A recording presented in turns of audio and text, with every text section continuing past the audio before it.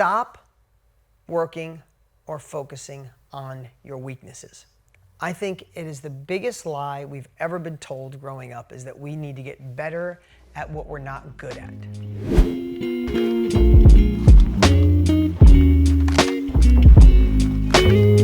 Biggest crock of doo-doo. That is one big pile of Look, I didn't swear.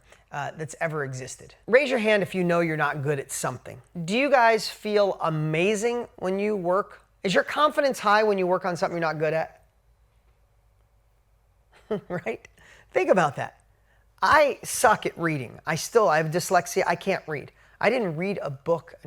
By the time I was 25, I had not read one book in my life. True story. I did not read one book. I couldn't. I have a form of dyslexia where it's so hard to stay focused. Like my eyes go faster than the words and they just don't set in, and I can't spell, so I hate writing. And it was brutal getting through school, and I couldn't wait to get out of school. I didn't go to college. In 12th grade, I got out of school at 11:15. I took math, gym, and one other credit, and I was at work working on cars. By 11:45, I was at work in 12th grade because I just thought I was the dumbest guy alive because I couldn't read and I had dyslexia. And I remember Miss Thompson in 7th grade. I still remember Miss Thompson calling me stupid and dumb and just telling me to sound it out and I'll never amount to anything. Yeah, must suck for her now. Anyway, right? The whole point is I was focusing on that. And how cool is it at 25, 27 years old? I discovered audio and I can listen to a whole book. I listen to a book a week sometimes, a book a month definitely, sometimes a book a week. I can listen to a book and remember the entire thing. I can recite some of it. So I wasn't so good at reading and remembering, but I can listen or watch. Oh, I retain it forever. I wasn't dumb. I just needed a different category. I needed a different learning modality, right?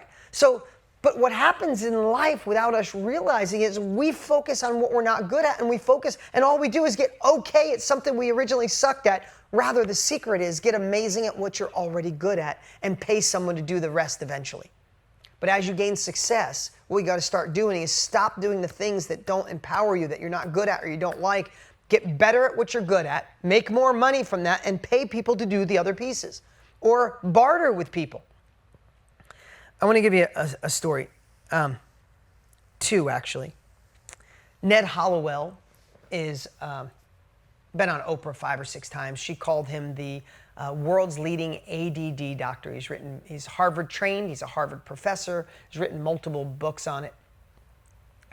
And helps kids with ADD. And I had the chance to meet him, became friends with him, and I asked him about ADD, and he said, ADD, it's a gift. He said, just think, you're born with a Ferrari engine, but bicycle brakes. And he's like, all I do is I help people get better brakes. And when you do, you can go faster with that Ferrari, right? So I said, well, how do you help kids and people with ADD? So he gave me this story. I'm going to tell you the exact story. He said, let's take Johnny, for example. Johnny's in class, and the teacher tells him to read this book. And Johnny's trying to read, and he's not paying attention. He can't focus. And the teacher's like, I said, read that book, Johnny. Get it done. You're not leaving this room till you read that. And all of a sudden, Johnny can't take it. He goes from a tapping foot. Now he's running around the classroom. So now he goes from ADD, the little guy's got ADHD because he's hyper. He's like, to me, he just lost his confidence. Johnny's having trouble reading, and he wants him to do something he's not good at. He said, here's how I do. I get with Johnny's teachers and his parents, and I find out what Johnny's good at. Maybe he's good at math. Maybe he's good at art. Maybe he's good at video games. Maybe he's good at a certain sport. I got goosebumps thinking about this.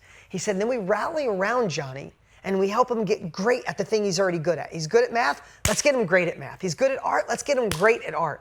He goes, you spend the time to get Johnny great at one thing, his confidence goes up. Look at that. I don't know if you can see the goosebumps on my face. He goes, you fast forward 6 months or a year, Johnny's reading the book because he's a confident young man. So how important is confidence? Ned Hollowell, considered the #1 world's leading ADD doctor, helps cure adults and children with ADD with confidence. The hell, who would ever have thought of that? Right? I'll tell you another story. I used to, in the self-education industry, as many of you might know, I used to teach real estate education. And I had a high-level mastermind. And it was only for people that were doing multiple deals a month. And it wasn't how to get in your first deal. I taught people how to do their first deal, but then people that were doing deal after deal, I've done several thousand real estate deals in my life. We had a high-end mastermind to help them go faster, to do more deals. And there was a gentleman named Tom. He was probably 65 years old at the time. And I was going down the room and I said, what's the number one thing holding you back? And I was just trying to get a feel of where everybody was to go from 4 deals a month to 8, or 8 to 20, or 20 to 50. I got to Tom. I said, what's holding you back, man? He said, now you got to realize, Tom had already done about 15 deals and he was averaging about $15,000 a deal. So he's doing really well, right? So I got to Tom, what's holding you back? He's like, I'm a slob. I'm so sloppy.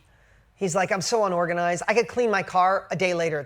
I can clean my home office and there's stuff all over. I don't know where my paperwork is. And you know what I got to do? This is how long ago it was. He goes, I got to go to Office Max, get a filing cabinet. I want to get an organization system and color code it and put my bills all in this stuff. And I want to get organized. And I said, I listened to him. I said, Tom, I said, can I be honest with you? You're going to be a slob and disorganized your whole life. You're 65, dude. Give it up. Ain't never happened. Right? And I remember him looking at me like, I don't even know what it was at the time. $40,000 mastermind. It was a high-level mastermind. I'm picturing him saying like, really? I gave this guy money to insult me? And I said to him, dude, I can't believe you see that in yourself. You didn't talk about the deals that you've done. You talked about the one insecurity that you've been holding on to. I said, did your mom tell you you were unorganized and sloppy? He said, yeah. And I said, how about teachers? Like, whew, yeah. I said, how about your wife? And he got a little emotional. He's like, yeah, a lot. I said, well, if your mom didn't get you to switch and your teachers didn't get you to switch and the woman of your dreams, because he was always bragging about his wife, didn't get you to switch, dude, you're going to be a slob and unorganized for the rest of your life. And who gives a shit? Exactly what I said to him. Who cares? Who cares?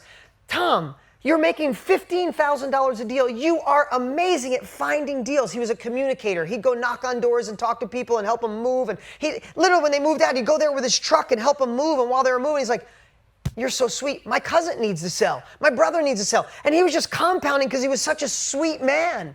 This guy was an amazing communicator, making amazing money, doing all those things. And the thing he brings up is he's got to go to Office Max and organize. You know what I told him? I said, Tom, what if you got better at finding one extra deal? I said, you're averaging $15,000 a deal. What if you got better at that? Do you think you could do 2 extra deals a year if you got better at finding them, fixing them, flipping them? He's like, of course I could. I could probably do 1 extra a month. Still didn't trigger in his mind, right? He's like, yeah. I'm like, tell me some of the things you're doing. Oh, I advertise like this. And then he got excited. I talk like this. I do this. I do this. Could you do that? I'm like, oh, I could get better at that. Oh, yeah, I could send out twice as many. I could talk to twice as many people. Oh, I could double my deals. I said, okay. So if you did 2 extra deals a year, that's $30,000. Do you think you could pay someone $30,000 a year to organize your life? And he got tears in his eyes. He literally stopped. I remember to this day, that's why I'm telling the story. He sat there, he went, why didn't I think about this sooner? And I watched him let go 65 years of thinking he was this slob, unorganized guy to realizing he was a badass that just wasn't good in one thing. I'm never going to be good at spelling or reading. I cannot, if I write something in Word doc, every 3rd word is lit up. And most of the time, the Word doc or the Google doc can't figure out what I'm trying to spell. Literally. I got to say it in my phone. I literally record it in my phone so it spells it and then I type it out. I'm never going to be good at selling, nor do I give a crap. I don't care. I'm a multiple New York Times best-selling author and I can't spell because I just hire an editor to clean up my shit. Excuse me, my language today. I'm just in a mood, right?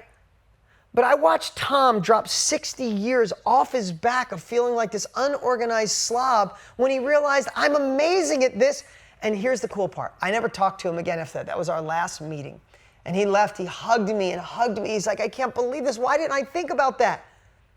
He called me. He called our office and it got back to me. And he said, I can't believe it. My wife was a teacher. He said, when I told my wife, and I said, please support me on this. I'm going to do more deals. I'm going to hire someone to do it. He goes, guess what happened? She quit her teaching job and said, I'll take the 30 grand and I'll organize your life. How freaking amazing is that? Like, oh my God, I didn't personally get the story. My team told me they were cheering. They're like, just because he recognized that he's never going to be organized, who cares? He can come home and plop the cash down on the table and be like, clean my shit up, babe. Like, they're a team, or he could hire someone else to do it. So we just have to remember that as we evolve, if we get better, if we get amazing at what we're good at, you have the opportunity to hire people or barter with people to do the things you don't, right?